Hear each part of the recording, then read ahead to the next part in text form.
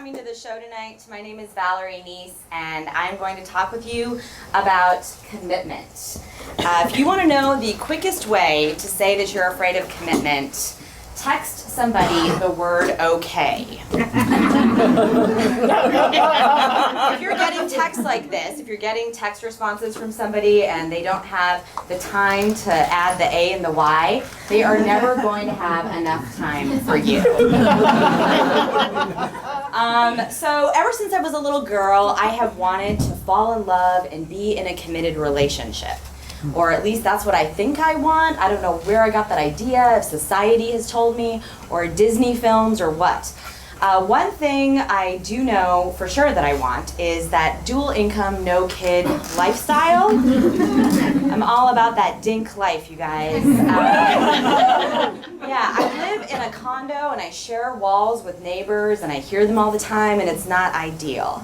I would really love to own my own home, but that's expensive, so I'd like to split the bills with somebody. Preferably somebody I enjoy having sex with. Preferably somebody I enjoy spending time with after I have sex with them. So in 2018, I met a candidate who I thought was gonna fill this role. He's just like an average kind of guy, but he has a British accent. So that means that he's 65% more attractive than everybody else. And if you're curious what he looks like a combination of a couple of other guys with British accents. If you smash together Hugh Grant with Mr. Bean, you would have my now ex-boyfriend. So for the duration of this show, he is going to just be called Mr. Bean because he is my ex. So, even though we met in real life, our relationship unfolded where all of the best ones do on Instagram. Instagram is really great. In 2020, this is how we get to know each other. I got to look at his carefully curated life, and he got to look at my carefully curated life, and we discovered that we had a lot of stuff in common. We both liked to travel, we both liked historical period dramas, and we both detested bird scooters. So, after like a few months of messaging each other and DMing and liking each other's posts, and that's amazing, right? When your love interest starts liking your posts, like so much dopamine to... We finally, after a bunch of instant direct messaging, decided to go out on our first few dates. And that was really fun too. We discovered that we had even more stuff in common besides...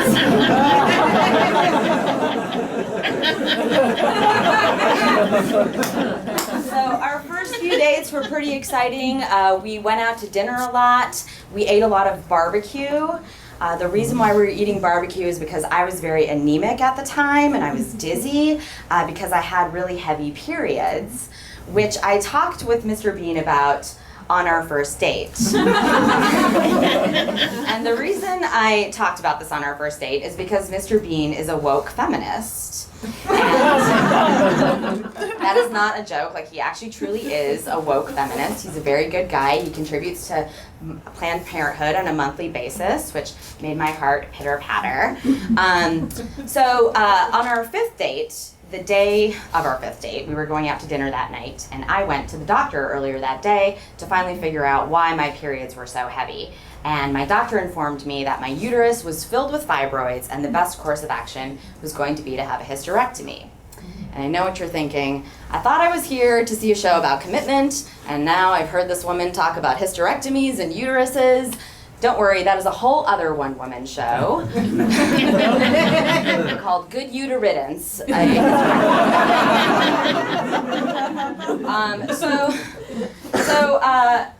I had to tell this guy that that I was going to have a hysterectomy, which is like a heavy thing to talk about on a fifth date with somebody you're newly dating. So instead of being a mature adult who would bring this up at dinner, I decided to inform him and the rest of the world via Instagram story. Because I knew that Mr. Bean would be watching my story and then he would ask me about it. Instagram really played a big role in this relationship. So, gentlemen, if if you're curious, like how to respond when a woman you're newly dating tells you that she has to have a hysterectomy, here's what you do. You tell her that she's a badass and that you're going to be super supportive of her even when she has to go through a 6-week recovery period where she's not going to be able to have sex. And then you bake her some cookies and you ice them with cute little uteruses on them. Aww. No. Okay. He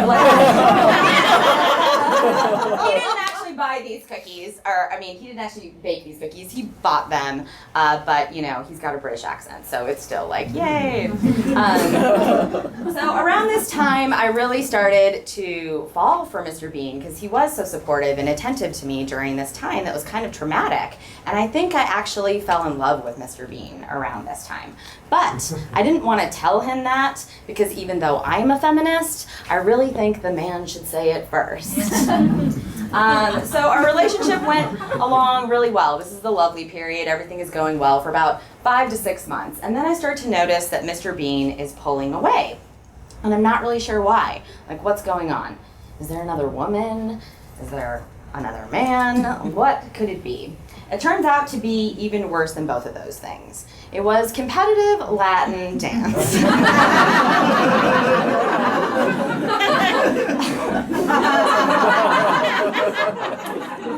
So Mr. Bean likes to take salsa lessons and samba, and I knew about some of this because I had done this deep dive of his Instagram 5 months prior to us going out. But the longer we started dating, it was like he just started going to more and more dance classes, and I really was trying to be cool because I'm an independent person. I have a lot of stuff going on. It shouldn't bother me that this man that I'm really into enjoys dancing closely with women who aren't me, right? And the longer we started dating, it was like they had invented more and more Latin dances, and Mr. Bean had to partake of all of them. And I had never heard of these dances before. Bachata? I don't know what that is. Kazamba? The dance? It seems like a monthly meal promotion from Pizza Hut. So this whole time, I really wanted Mr. Bean to be the way he was during my hysterectomy. He was very supportive and attentive. Why couldn't he be like that again? But you know what they say, right? A woman can't keep having uteruses removed in order to hold the attention of a man.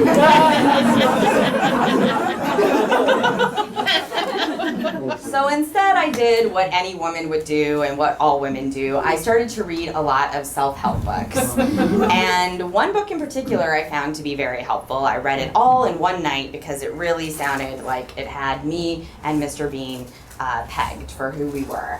And that book is called Attached, which talks about attachment theory.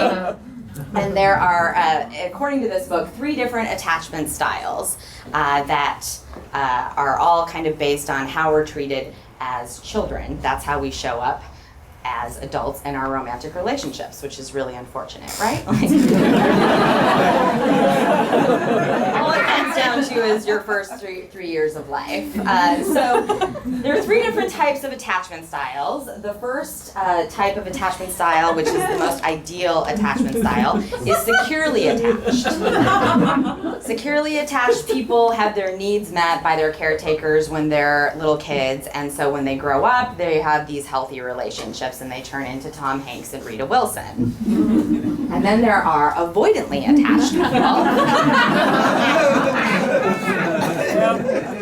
Avoidantly attached people they crave intimacy, but then when they get intimacy, they feel smothered and they want to run away from it. And a famous example of an avoidantly attached person is Leonardo DiCaprio. And then there are anxiously attached people. Anxiously attached people fear abandonment. And a famous example of anxiously attached people is anyone who's ever dated Leonardo DiCaprio.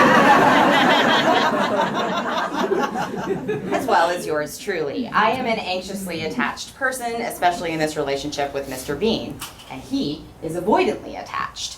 So the thing about avoidantly and anxiously attached couples is that they're not good for each other. Like in each other, they bring out the worst beliefs about relationships that they have. They reinforce those beliefs. But they gravitate toward each other like white people to NPR. It's a sick cosmic joke. It's like women named Bethany how they listen to anything that Ira Glass has ever written.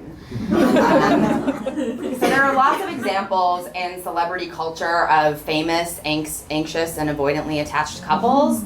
Jennifer Aniston is pretty anxious, and everyone she's dated is pretty avoidant. Same thing with Taylor Swift. She's anxiously attached. And then if you've ever dated anybody who ever dated Picasso, those women definitely have some anxiety. So around this time, Mr. Bean and I, we discover that we have this incompatibility in our attachment styles. And I also find out that Mr. Bean is not about that dink lifestyle. He is about that sink lifestyle. Single income, no kids is what he's into. So we had to break up, which is devastating. But the good things, there's a couple good things that come out of this breakup. One is we broke up in 2019, which is a fabulous year for breakup music. Yeah, Taylor Swift wrote an album, Billie Eilish came out, Truth Hurts was playing every 5 seconds, so that's good. The other thing that was really good about this breakup is, as you can see, I like to share my feelings with people. And so during this time, I was just like kind of like this sad, like snail just kind of slinking around everybody, like leaving a trail of like grief and sticky ooze behind me. And whoever was in front of me got to hear like whatever emotion I was feeling in that moment. And this led me to talking to a lot more people that I've never really talked to before, like coworkers who I'd never made eye contact with.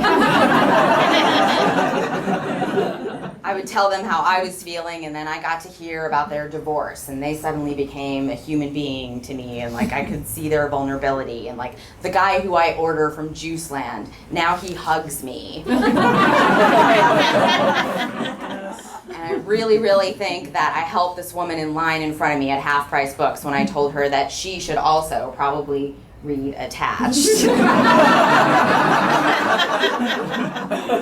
So from all of these experiences of talking to all of these people and reading all of these self-help books during this time, I really learned a lot about how to heal during a breakup.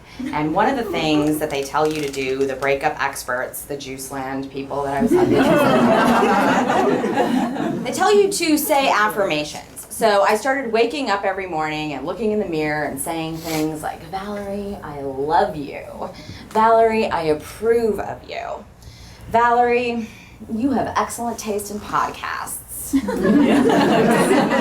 eventually I started to believe those things.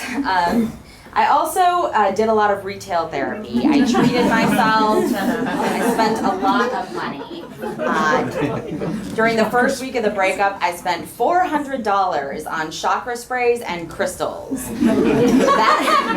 That is a trip to San Francisco and at least one night stay in a really great hotel. And instead, I just have pretty rocks. I also bought 7 pairs of Madewell jeans. Madewell jeans cost $140 a pop. That is too much money to spend on jeans. But they make your ass look fabulous, and I got catcalled in them, which is like an affirmation. But from somebody you never want to be alone with. They also tell you to do things by yourself, and I'm a super independent person, so that wasn't really hard for me. I'm into doing things by myself. One thing I did that was new is, because I had all this free time on my hands, is I did something called The Artist's Way, which is like a 12-week program to awaken your creativity. Nobody has ever finished it. Except for people who are newly broken up with.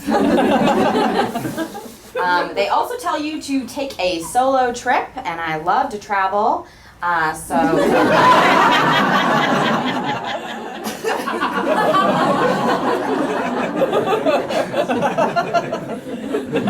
Iceland is like the #1 solo travel spot. It wouldn't even exist if it weren't for people who were newly divorced. I didn't actually go to Iceland. I went to a place called Bratislava, Slovakia, which nobody has ever heard of. Bratislava, Slovakia is a gray little gloomy town in a former Soviet bloc country. It's the perfect place to cry anonymously on cobblestone streets. The tourism motto is, "You are entering the dark night of the soul. Feel free to cry." Also, Dracula might be from here. It's much more romantic in Slovak. So here I am in Bratislava trying to look happy, and there is a river right beside me. That is the Danube River, which nobody cares about these rivers, right? The Danube River is like the Mississippi River of Europe. It's a highly active river, and beside it is a small tributary called the Morova River, which is really slow and stagnant. And I took a Uber from Bratislava out to this river because there was supposed to be a castle there. And when I got there, the castle wasn't there. It was just a bunch of ruins, which I thought was a great metaphor for my relationship. I just didn't research it well enough, you know? I thought it was gonna look one way and it ended up just being rubble. It took a long time to get an Uber back into Bratislava. So I sat in front of these rivers where they meet, and I cried and I wrote really bad poetry, which you'll hear one of the bad poems that I wrote in a little bit. But yeah, I just felt like I was the Morova River, like I was just in this sad, stagnant, emotional state, and I couldn't wait to get back into the life of the Danube, you know, the flow. Basically, I crafted a lot of metaphors in this little spot. So healthy people, okay, so about Europe. Europe's got all these monuments, right? Like they want you to remember the fact that there were wars and people died and there were castles, and we need to remember all of this stuff. And it's important to remember things. The problem with like getting out of a relationship is like you can't forget anything because we're all tied together on social media. You have to unfriend people. Healthy people tell you to block your ex, stop contacting them, delete their text messages, don't contact them on WhatsApp. I did not do that. I doubled down and I obsessively fixated on my ex's Instagram account. And Mr. Bean started posting a lot of pictures of fruit. This is chili lime mango. Why is this important? Because when we were dating, Mr. Bean told me that he hated fruit. That's a weird thing to hate. He's like, I just don't like fruit. I never crave fruit. Now all of a sudden he's got pictures of mangoes and papaya salad, and fruit baskets. And he was lying about the fruit. What else was this guy lying about? And it wasn't enough to just look at his posts. I also was looking at everybody who was commenting on his posts. And there was one woman who just kept showing up over and over and over again, commenting. And she would comment like really stupid things, like on this fruit basket, she was like, "So fruity!" That's not a thing, you know? So tropical! These aren't necessary comments. So I clicked on her profile, and she looks like Christina Ricci, and she's very tall and lithe, and I'm never gonna be tall and lithe. I looked up everything about her. I found out her real name. I Googled her, and I found out her profile on LinkedIn. Get this, you guys. She is a notary public. Can you even imagine? Who is this woman? So her Instagram profile is filled with pictures of her meals. And beside every meal, there's also like a 16-ounce glass of milk. Dairy milk.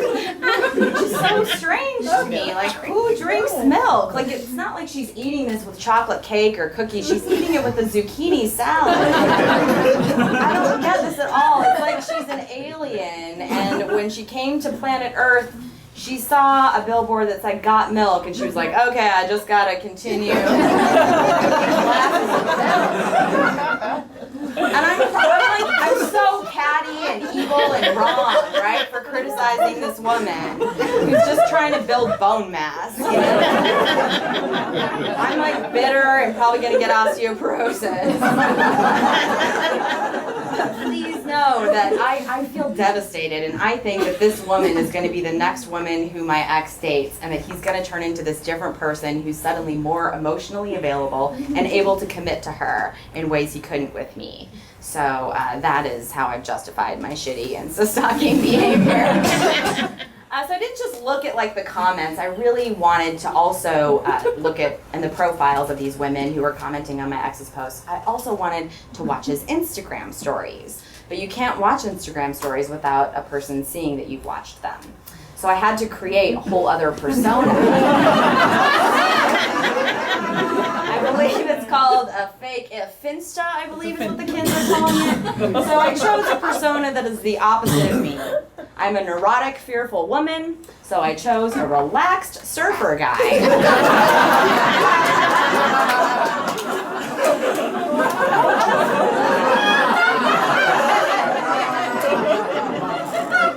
If you Google relaxed surfer guy, that image comes up. I named him Devin Garza, and Devin Garza has, oddly, 117 followers. Why do people like Devin Garza? Because he has a cool personality. He's real chill. Devin Garza likes sunsets and guitars. He also likes over-pixelated pictures of underwater ocean life, like just bad photos, because he can't get Insta-famous. Devin Garza can't get Insta-famous. That would be a disaster. He also likes this dog, who I named Shredder. So around this time, my therapist was like, you need to take a break from social media. I was like, okay, I will do that. And I went back to the breakup experts, and I took another piece of advice. They say that the quickest way to get over somebody is to get under somebody. So I wanted to manifest a divinely inspired hookup. What does that mean?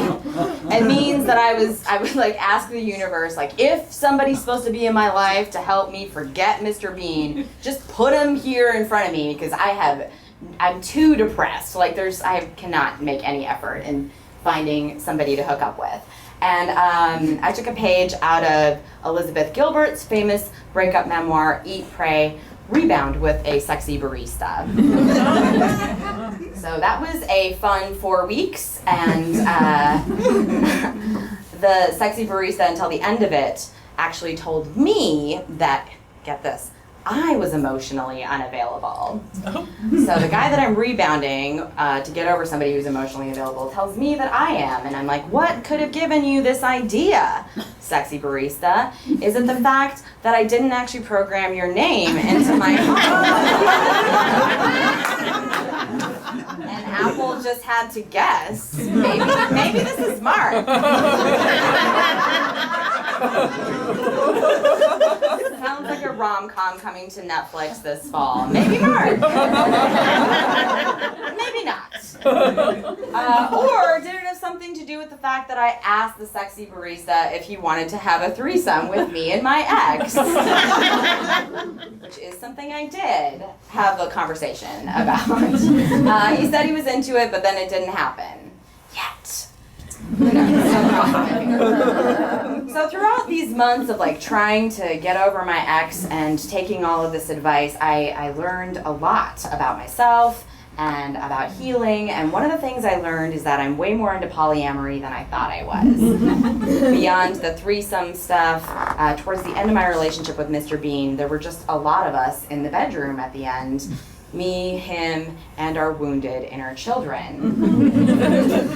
I also learned that the worst thing about breakups is how much money I spent on psychics. So I saw 5 psychics and an evolutionary astrologer shortly after the breakup to find out if there was any way possible if Mr. Bean and I were ever going to get together again. And they all said no. So then I had to hire 2 energy healers to clear my chakras so that I could accept the reality of that truth. I also learned that I will date a guy just because he has an accent for way longer than like a random guy from Ohio. And I also learned that I can manifest lovers. Like, I really think that I welcomed Mr. Bean into my life, and he was there for an important time to help me get through something difficult with having to have a hysterectomy. And I think that I really attracted the sexy barista in my life for more reasons than I just needed a cup of coffee that day, to help me kind of get through this dark period of trying to get over my ex. Which means that I'm well on my way to attracting my very own relaxed surfer guy, I feel like, just with how much energy I put into that Instagram account. And the last thing I learned is that I write really bad poetry, and I'm going to read you one of my really terrible poems. Thank you guys. I don't know why you're clapping. Know that I know that this is a terrible poem. I really do know that it's trash. It's never going to get published anywhere, so I have to share it here. And the reason why I think it fits thematically in with this show, because it's inspired by an Instagram account called Things Organized Neatly, which my ex, Mr. Bean, told me about.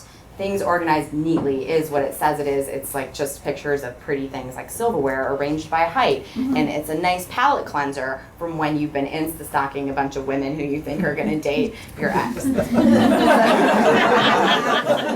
So this is called Compartmentalize.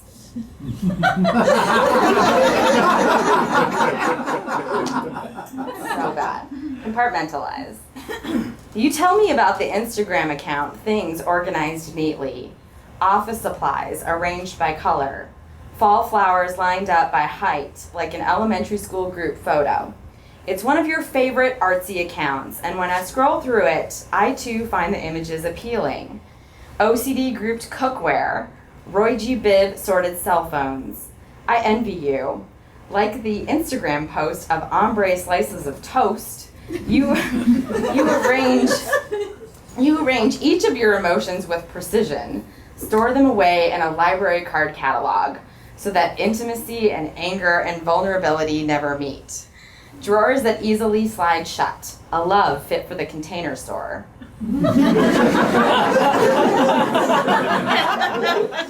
But my emotions are messy. They spill like overturned couch cushions in a cliche movie scene burgled apartment.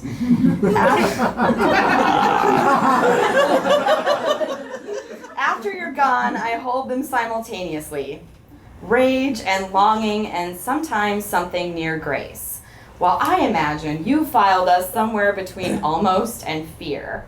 Between healthier than your ex-wife, but more challenging than the ditzy, lithe notary public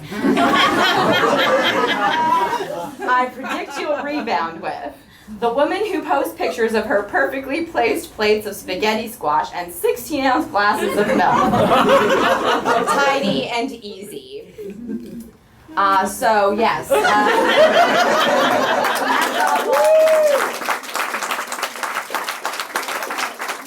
Thank you so much for hearing about my tragic issues with commitment, and just to let you all know, I am available.